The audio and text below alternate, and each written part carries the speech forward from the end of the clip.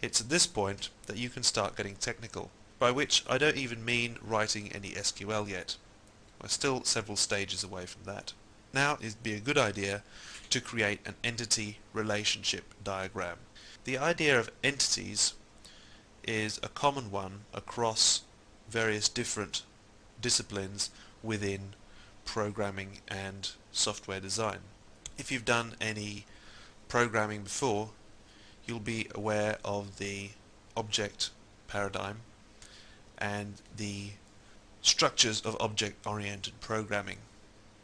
With a relational database management system, our entities are rather different to the objects within object-oriented programming languages. However, they do have some similarities.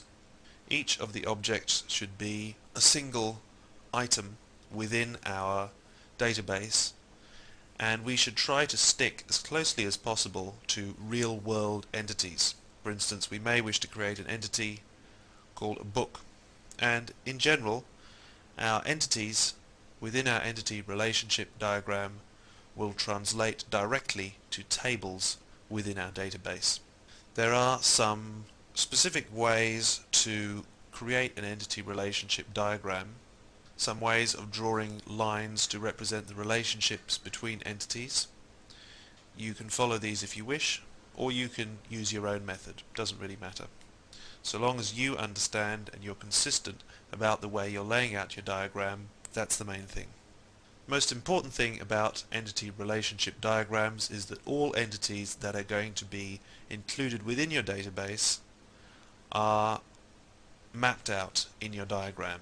For instance, we may have a book entity and a publisher entity. We also need to specify the exact way in which they relate to each other. We draw lines between each of the entities that relate to each other, and then in some way we annotate these lines to show the particular kind of relationship it is. It's usual to put a crow's foot or extra little lines there if we want to show a one-to-many relationship. If it's a one-to-one relationship, we simply put a single line.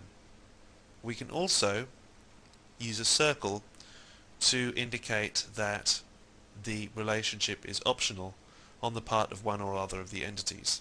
That is to say, a publisher can exist within our database that hasn't published any books yet. This allows for all kinds of different theoretical eventualities.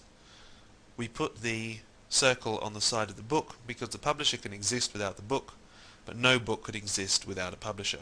Similarly, we put in genre entity within our entity relationship diagram.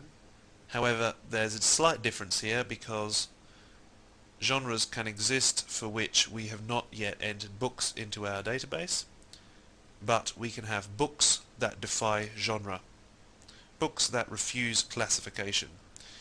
Therefore, I'm including an optional, a little circle there to show that it's optional at both sides of the relationship. However, it's still the same kind of one-to-many relationship. One genre, many books. We could go further and complicate that to say that a book can cross between two genres, but I think that's better exemplified by the author entity. Now, we could simply put a one-to-many relationship there or between books and authors, but that would only allow books to be written by one author. Now, that is not a rule that we can impose on our library, especially if we're going to be using technical or non-fiction books, many of which are written by more than one author. In order to represent a many-to-many relationship, as in any number of books can be written by more than one author, we have to use a bridging table. I've called this book author, and this is a way of implementing a many-to-many relationship in a way that can be used by our relational database management system. If you take a look at the SQL schema that is included in the source folder on this CD, you'll be able to find the particular tables that are included within this database. Finally, once you've made your entity relationship diagram and you're happy with the way it looks, then you can start to draw up your SQL schema. You'll find that as you implement each of these steps, as you draw out more and more technical diagrams and finally create the SQL, you'll find that you'll be constantly refining as you go.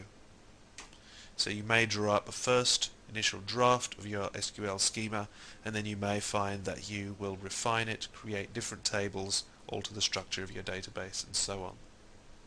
This briefly sums up the process by which we get from the conceptual point of the process to the actualizing of the database. In the next movie, we're going to look at normalization.